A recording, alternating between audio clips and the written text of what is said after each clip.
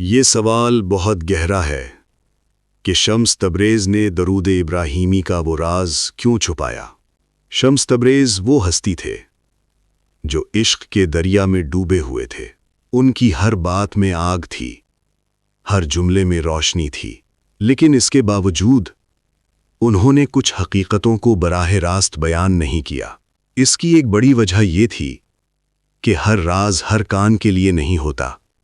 کچھ راز ایسے ہوتے ہیں جو اگر عام لوگوں پر ظاہر کر دیے جائے تو وہ انہیں محض ایک کہانی یا خیال سمجھ کر رد کر دیتے ہیں، حالانکہ وہ راز اصل میں ان لوگوں کے لیے ہوتے ہیں جن کے دل تڑپ رہے ہوں، جو اللہ اور رسول صلی اللہ علیہ وسلم کی محبت میں جل رہے ہوں۔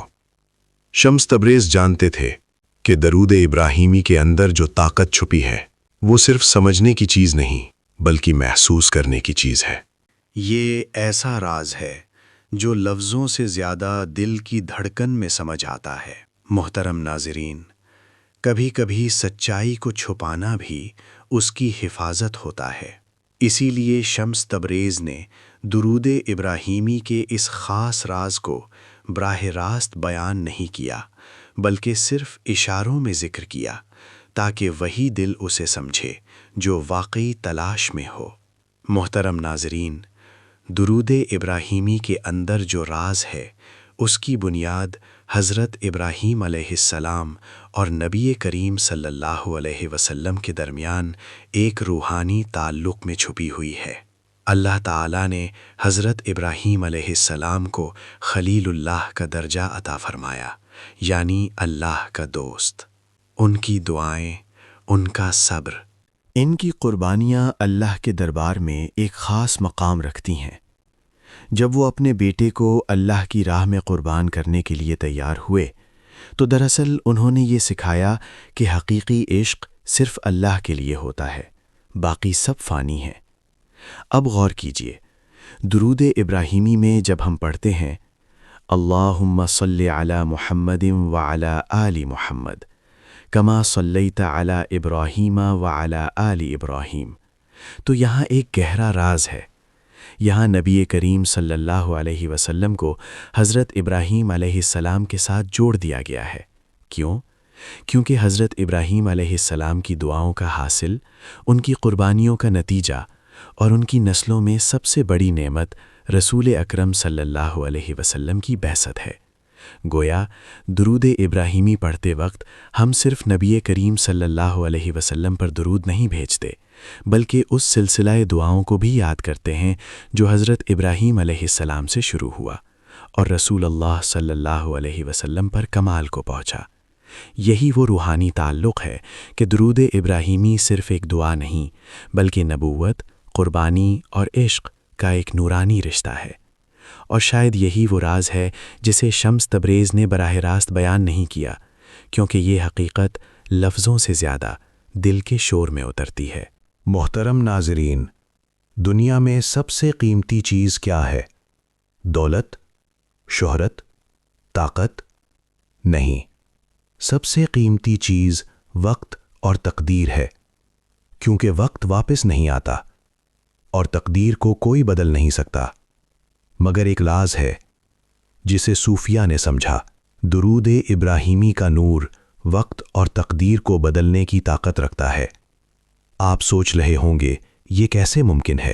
سنیے، جب بندہ دل کی گہرائی سے درود ابراہیمی پڑھتا ہے تو اس کا ذکر صرف زمین پر نہیں رہتا، فرشتے اس ذکر کو اٹھاتے ہیں اور سیدھا اللہ تعالیٰ کے دربار میں لے جاتے ہیں۔ اور جب اللہ کے ہاں یہ ذکر پہنچتا ہے تو اس کے نتیجے میں ایسے دروازے کھلتے ہیں جو عام دعاؤں سے نہیں کھلتے۔ صوفیہ کہتے ہیں درود وقت کو برکت میں بدل دیتا ہے، چند لمحوں کی محنت صدیوں کا ثمر بن جاتی ہے۔ درود تقدیر کی سختی کو نرمی میں بدل دیتا ہے، جو سختی لکھی ہو وہ آسانی میں ڈھل جاتی ہے۔ درود انسان کے لمحوں کو نور میں بدل دیتا ہے، وہ وقت جو ضائع ہو رہا ہوتا ہے اچانک معنی خیز اور بابرکت بن جاتا ہے۔ محترم ناظرین، یہی وہ راز ہے جو شمس تبریز نے نہیں بتایا، کیونکہ اگر ہر شخص جان لیتا کہ درود ابراہیمی کا اثر وقت اور تقدیر تک پہنچ سکتا ہے تو لوگ اسے صرف دنیاوی فائدوں کے لیے پڑھتے۔ مگر شمس تبریز رحیل چاہتے تھے کہ یہ راز صرف وہی سمجھے جو عشق مصطفیٰ صلی اللہ علیہ وسلم میں ڈوبا ہوا ہو۔ محترم ناظرین، ہم ایک ایسی دنیا میں رہتے ہیں جہاں ہر کوئی بے چینی، تناؤ اور مشکلات کا شکار ہے۔ کوئی روزگار کی فکر میں ہے، کوئی بیماری میں، کوئی رشتوں کے بکھرنے میں، اور ہر کوئی چاہتا ہے کہ اسے سکون، روشنی اور اللہ کی خاص مدد ملے۔ لیکن حقیقت یہ ہے کہ ہم نے اصل راستہ بھلا دیا ہے، وہ راستہ جو حضور صلی اللہ علیہ وسلم کی محبت سے جڑتا ہے، وہ راستہ جو درود ابراہیمی کی خوشبو سے روشن ہوتا ہے۔ صوفیہ فرماتے ہیں، جو انسان خلوص دل سے درود ابراہیمی کو اپنی زندگی کا حصہ بنا لیتا ہے، وہ دراصل اپنے دل کے دروازے کھول دیتا ہے۔ اس کے دل میں ایک ایسا نور اترتا ہے جو دنیاوی غموں کو ہلکا کر دیتا ہے۔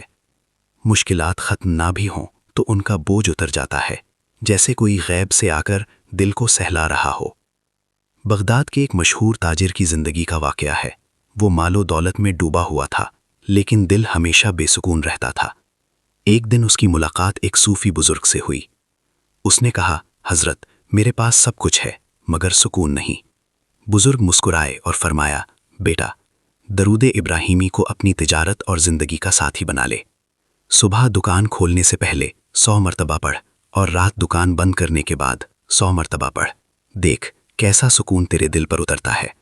تاجر نے عمل شروع کیا۔ ابتدا میں کوئی خاص فرق محسوس نہ ہوا، لیکن 40 دن گزرے تو عجیب انقلاب آیا۔ دکان میں برکت بڑھنے لگی، گاہک نرمی سے بات کرنے لگے، اور سب سے بڑھ کر دل سے خوف اور بے چینی ختم ہو گئی۔ کچھ دن بعد اس نے خود اپنے شاگردوں سے کہا، میں نے برسوں تجارت کی لیکن کبھی سکون نہ خریدا۔ سکون اس دن آیا جس دن میں نے درود ابراہیمی کو اپنی زندگی کا ساتھی بنایا۔ محترم ناظرین، یہی وہ راز ہے۔ دنیاوی فکریں، کاروبار، رشتے، سب اپنی جگہ، لیکن سکون کا دروازہ صرف درود ابراہیمی سے کھلتا ہے۔